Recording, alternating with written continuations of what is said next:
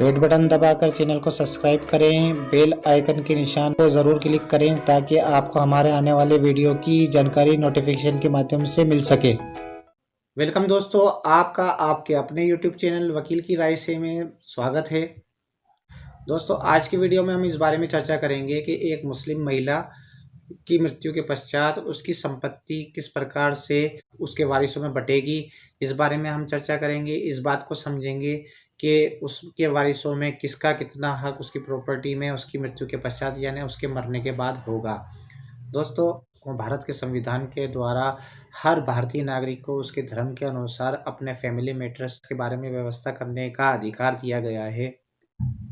एक मुस्लिम महिला जो है मुस्लिम धर्म से मुस्लिम है और मुस्लिम धर्म का पालन करती है। मुस्लिम लॉ के अनुसार एक मुस्लिम महिला के मरने के बाद उसकी संपत्ति इस प्रकार से विभाजित की जाती है कि अगर उसने मरने से पहले कोई वसीयत तहरीर की है तो पहले उस वसीयत की पालना की जाएगी। फिर उसके बाद जो शेष संपत्ति बचेगी उसमें से 1/4 संपत्ति का हक जो है उसके पति को, अगर वो जीवित है, पति के साथ उसकी 2 संतानें हैं, एक लड़की और एक लड़का है, तो उसमें से 1/4 पति का हिस्सा निकालने के बाद शेष संपत्ति में उसके पुत्र पुत्री का हिस्सा बनता है। पति का हिस्सा निकालने के बाद जो हिस्सा बचेगा उसमें एक हिस्सा पुत्री का होगा और 2 हिस्से पुत्र के होंगे।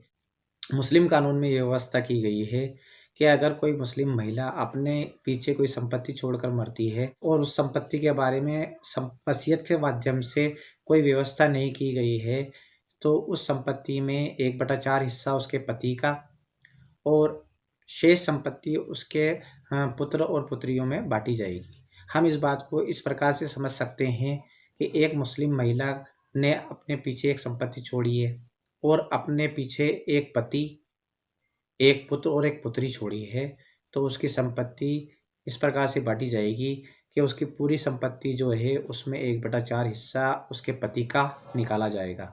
सबसे पहले उसके पति का हिस्सा निकालने के पश्चात फिर वह शेष संपत्ति जो बचेगी उसमें पुत्र और पुत्री को हिस्सा मिलेगा। पुत्र और पुत्री का हिस्सा भी इस प्रकार होगा कि अब उसके पति का हिस्सा 1/4 निकालने के बाद शेष हिस्से में एक हिस्सा बेटी का और 2 हिस्से बेटे के होंगे। तो अगर उस महिला का पति नहीं है तो पूरी संपत्ति उसके पुत्र और पुत्री को में बांटी जाएगी और उसमें उसी प्रकार से पुत्र पुत्री को हिस्सा मिलेगा कि एक हिस्सा बेटी का और 2 हिस्से बेटे को मिलेंगे। इस प्रकार से एक मृतक मुस्लिम महिला की संपत्ति में हिस्सा प्राप्त होता है।